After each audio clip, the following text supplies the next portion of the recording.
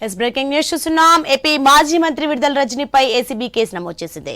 పల్నాడు జిల్లా ఎడ్లపాడులోని Shri Lakshmi Balaji stone crusher యాజమాన్యాన్ని vigilance తనిఖీల ముసుగులో బెదిరించి 2,20,00,000 వసూలు చేశారనే అభియోగంపై ఈ కేసు నమోదైంది.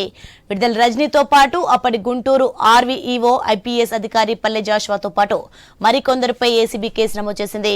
A1 గా విడుదల రజనీ, A2 గా ఐపీఎస్ అధికారి పల్లె జాషువా, A3 గా విడుదల రజనీ మరిది విడుదల గోపి, A4 గా రజనీ ఏపీఏ దొడ్డ రామకృష్ణను నిందితులుగా చేర్చింది.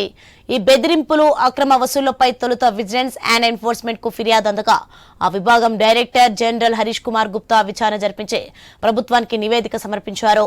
ఆయన సిఫార్సు మేరకు ప్రభుత్వం ఏసీబీ విచారణకు ఆదేశించింది. ఇదే అంశానికి సంబంధించి మరింత సమాచారం మా ప్రతినిధి నాగేశ్వరరావు అందిస్తారు. నాగేశ్వరరావు, మనం చూసుకోవచ్చు విడుదల రజనీపై అరెస్ట్ వారెంట్ జరిగినట్టు తెలుస్తుంది. దీనికి సంబంధించిన పూర్తి అప్డేట్స్ ఏంటి? ఏదైతే ఏపీ మా వైసీపీకి సంబంధించిన మాజీ మంత్రి విడుదల రజనీపై అయితే ఏసీబీ కేసు నమోదు చేసింది. అయితే ఎడ్లపాడులోని స్టోన్ క్రషర్ యజమానిని బెదిరించి 2.20 కోట్ల అక్రమంగా వసూలు చేశారన్న ఆరోపణలు అయితే ఉన్నాయి. దీనికి సంబంధించి విడుదల రజనీ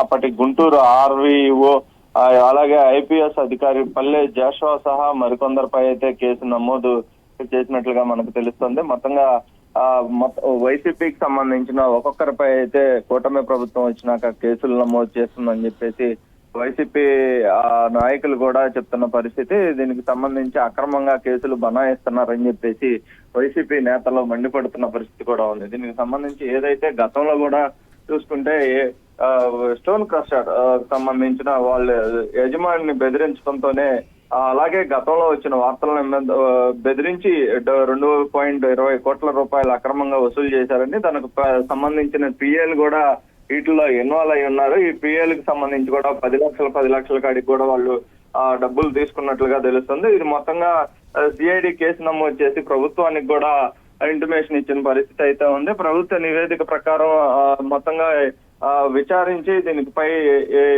చర్యలు తీసుకునే అవకాశాలు ఉన్నట్లుగా కూడా తెలుస్తుంది. ఈ యొక్క కేసుతో విడుదల రజనీకి అయితే మాత్రం ఇప్పుడు ఏదైతే వైసీపీ నేతలు ఒక్కొక్కరుగా అరెస్ట్ అయ్యి జైలుకి వెళ్తున్న పరిస్థితి నేపథ్యంలో కూడా విడుదల రజనీకి అయితే ఈ యొక్క కేసుతో భయం పట్టుకుందని అయితే చెప్పవచ్చు. ఎందుకంటే ఈ యొక్క ఏసీబీ కేసుకు సంబంధించి ఏసీబీ కేసులో విడుదల రజనీ అరెస్ట్ అయ్యే అవకాశాలు కూడా లేకపోలేదు. మొత్తంగా ఆ ఎడ్లపాడులోని స్టోన్ క్రషర్ సంబంధించే కాకుండా ఇంకా చిలకలూరుపేటలో మరికొన్ని అక్రమాలు కూడా ఉన్నట్లుగా తెలుస్తుంది. అలాగే గుంటూరుకు సంబంధించి గుంటూరులో కూడా కొన్నిటిపై అయితే ఆమె కొన్ని వసూళ్లకు పాల్పడినట్లుగా కూడా కొన్ని తెలుస్తున్న పరిస్థితి అయితే ఉంది. మొత్తంగా ఈ యొక్క ఏసీబీ కేసుకు సంబంధించి వేరేగా ఇంకా ప్రభుత్వం అయితే విచారించాల్సిందిగా ప్రభుత్వం నివేదిక కూడా ఇచ్చినట్లుగా తెలుస్తుంది మొత్తంగా.